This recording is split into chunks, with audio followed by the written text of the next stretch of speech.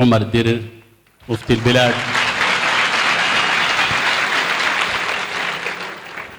فضيلة الشيخ وعلم على رأسه نار ومبانا تعريف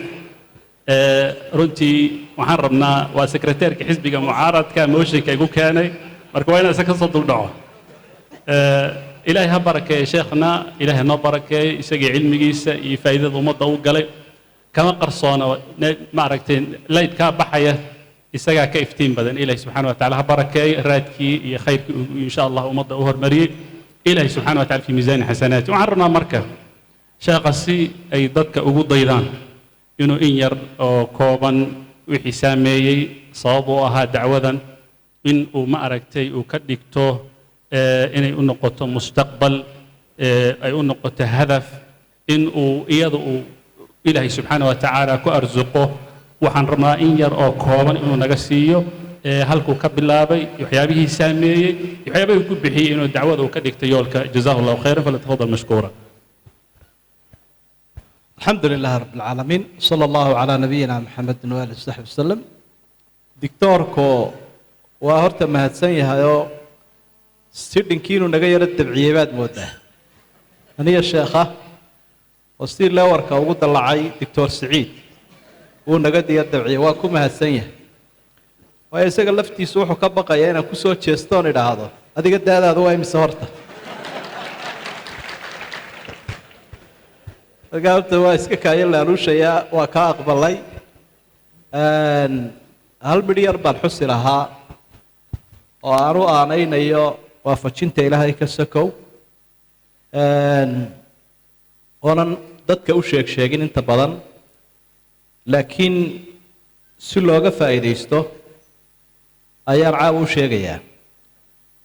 مركز وحويان الوالد أبو الله ونحريستو waxa uu ka mid ahaa culimadii Soomaalida ee akhri jiray fiqiga iyo tafsiirka iyo cilmiga naxwaha barbarana uu ka akhri jiray masaajidkan calimataan markii la dhisayna raggii hore ka bilaabay buu ahaa xaaskii horeeyay inamadu way ka dhinteen waqti lixdameeyadii meelaha aan ku qiyaasayo ayaa wuxuu habeen ka kacay meelahan siyaarada la yiraahdo dadkeenu siyaar ay dhagaan Soomaha siyaaro ballaaran oo dadka tolku ay isugu yimaadeen ayuu iska dhex taagay dadkana sheekh buu markaa u ahaa oo isaga la oranayay ducee markaa wuxuu waxaan idin sheegayaa culimadii meesha fadhiday iyo dadweynihiiba xaaskii wax wiilala ma laha kutubtiina wax iga dhaxla ma hayo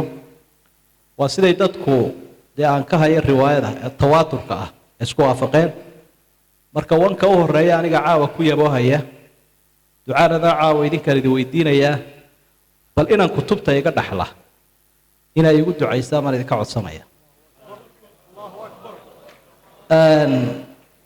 waxa marka mar qura dadku ay yiraahdeen eray oran jireenoo caamadeen caadi u ah Allah aqbalo ha samaato hal hela bay oran jireen wixii ay aad u adkeynayaan ha samaato oo hal la helo eragii bay ku celceliyeen kadibna uu safray xagga kililka shanaad halkan imika la yiraahdo ama Soomaalida Itoobiya ay degto laba sheekh oo ay walaalahaayeen oo midda Sheekh Ali Dirir la oranayay midda Sheekh Cabdiraxmaan Dirir ayuu dumarkoodii soo dumaalay labada sheekhna halkaas ay ku geeriyoodeen markiiba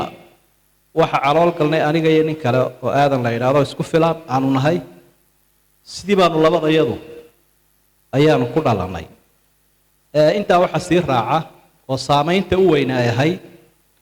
markii dambena wuxuu bilaabay dhowr iyo 10 inuu waxna abti u yahay waxna dhalay waxna adeer u yahay inuu u bilaabo quraanka una dhameeyo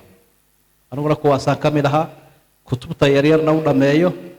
laakiin ugu dambeyntii aniga xokayn u ahaa ku soo haray raggii way kala shaqo tageen wax dibadda tagay wax meelaha kala galay aniga xokayn u noqday markaa adeega uu ahaa waxyaabo badan oo ragga kale uu ka maago ayaan qaban jiray anigu oo uu ka mid yahay mararka qaarkood in raashinka u kariyo ayada oo joogta wuxuu aad iyo aad u jeclaa inaan diinta barto isagaana ii dhigi jiray qur-aanka ka sako kutubta hoose iyo kutubta dhexeba ilaa 4-5 fani isagaa ii dhigay dardaarankii u dambeeyey wuxuu ahaa markuu sii dhimanayay kitaab hebel iyo kitaab hebel iyo kitaab hebel oo aan kuu dhigay oo ka mid ahaa camriidiga kafraawiga cumdatu saaliga kutubtaasoo akhri ilaahay ha kuu sakhiree diintana ku dadaal dardaarankaasaa ugu dambeeyey saasaanu adduunyada kaga tegay marka marka halkaa aan kala soo baxay waxa weeye intii ka dambaysay markuu geeriyooday waxaa aada iigu sahlanaa inaan wax akhristo mararka qaarkoodna dadaal da'da yare dhallinyarada kale aan qaarkoodba hadda joogaan aanay bixin jirin baa ilaahay ii fududayn jiray oo awooddayda ka baxsan mararka qaarkood ma garanayo kitaab aan akhristay oo aan ku soo celiyey isamaani maayo laakiin dhallinyaradun baan uga jeedaa inay inagu daydaan juhdiga iyo dadaalkaasi waxaan isleeyahay ducadaasaa door weyn ku lahayd marka sheekadan waxaan ku keenay dhallinyaroy ducada waalidku waa wax aan la sahashan karin qiimo aada iyo aada u weyn leh arrin kasta oo kugu adkaada markaad waalidka ku adeecdo laba arrimood buu ilaahay kuu sahlayaa wixii aad doonaysana inaad hesho dadkaagana ilaahay uu kuu sahlo kuwaad adigu dhasho soomaaliduna waxay odhan jireen 3 arrimood midna kaama hadho kuftin jilib kalaam waalid iyo kaba subag haddaad subag cabto dacar baa kugu kiciyo oo kaa hadhi mayso haddaad jilibkaa u kuftana wuu kugu soo kacdoomi doonaa kalaamka waalidkuna duca iyo habaar mid kastuu yahay wuu ku daba socdaa marka casri fitnaa baynu joognaa waalidka ha la adeeco wax weyn oo cajaabiyada baad idinka arki doontaan saameyntayda u weyn taasaan u aanaynayaa dee waafajintuna waa iska halkeedoo qofku inuu barnaamij samaysto uu ku howlgalo aad bay muhiim u tahay anuu waqtiyadii aan wax akhrisan jiray ciidaha maan fasax qaadan jirin jumcayaashana maan fasax qaadan jirin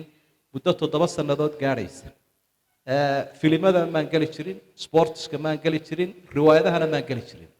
arrintaasi markaa waxaa ii sahashay shay 10 sano lagu soo ururin karo 2-3 sano inuu ilaahay waafajiyo is-ammaani mayno laakiin waxaan filayaa dictoorku inuu uga jeedo da'yarta inaga dambaysaa inay wax inagaga daydaan ilaahayna ha inaga dhaafo haddaynu xoogaa buubuunina ku darnay way iga dhantay dictor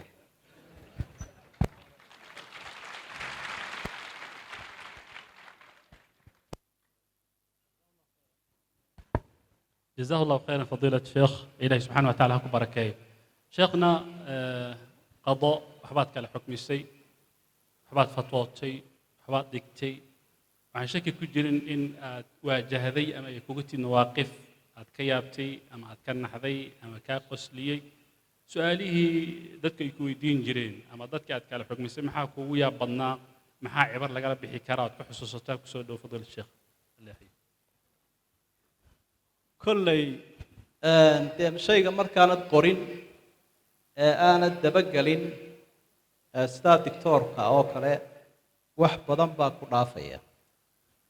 laakiin su-aalaha runtii aan aada uga yaabo waxaa ka mida baryahan dambe marka fatwada oo kale waxyaabo aan dhaqan inoo ahaan jirin horay ayaa kuu imanaya ruux dumaraba maalin maalmaha ka mida waa ii timid mabay fogaynba maxay leedahay sheekho musiiba ay haysataa kala deeg hadda dhaqan xumadu halkay maraysa iyo diin la'aantu odaygii baa waxaan ka kari laahay inantiisii gabadhiisii waa tii uu dhalay ayaan ka kari laahay maxaa yeelaa sheekh waxaan anigu qabaa inaan ka furanahay ayaan anigu qabaa markaa waa arrin jiqigu noqday buu noqday haddaan idhaahdo ka car reer baan duminayaa haddaan idhaahdo ku joogo halkaasii joog arrin ka weyn weeye haddaan idhaahdo isagii u yeedh waxaaba laga yaabaa inuu idhaahdo maxaad sheekha igu sheegtay uu qoorta gooyo marka runtii waxyaabaha igu yaabadnaa ayay ka mid ahayd siyaabo kale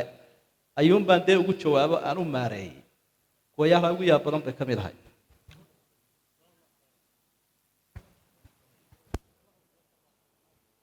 wax laga naxway fadiilad sheekh marba waxaan youtube-ka iyo facebook-gaba aan ka arkay barnaamij sports adoo waddada isku dhibagay oo xawli ku socda marka barnaamijkaas waxyaabihii kugu dhaliyey iyo faa'iidadii aad heshay iyo reaction-ka dadkaan u baahanahay jazaaka allahu khayr waad ku mahadsan tahay su-aasha adi yar fududaysay jasaaka allahu khayran horta arrinkaasi si yaro kadiis u dhacay anigoo meel iska lugaynaya ayaa nin kabarad sitaba igu soo baxay oo dhallinyaradana watan kabaradda lagu saliiday moogta isla kaysa wariyay hal min suura iyo wuxuun bay had iyo jeer ku qabtaa gaarigaan meel dhigtay waa iska lugaynayay wuu isoo helay waa igu qabtay markii dambena mikrofoonka ayuu si yaroo dhaqso ah iigu dhoweeyey kelmad yaro jeediyay oo dadkii dee aan ku dhiiri gelinaya inaanay si xaydh fadhida aanay u noqonin inay yaro dhaqdhaqaaqaan yaro dhiiriya laba arrimood unbaa markaa igaga soo noqday midi waxa weeyaan sheekhu waxay yidhaahdeen war ma wuxuu fududeeyey u fasaxay barnaamijkii kaalay ila lugee kaalay ila lugeedu show waa barnaamij iga horreeyey buu ahaayo dumarka hargeysa qaar ka mid ah ayaa show ku yaro baaqay oo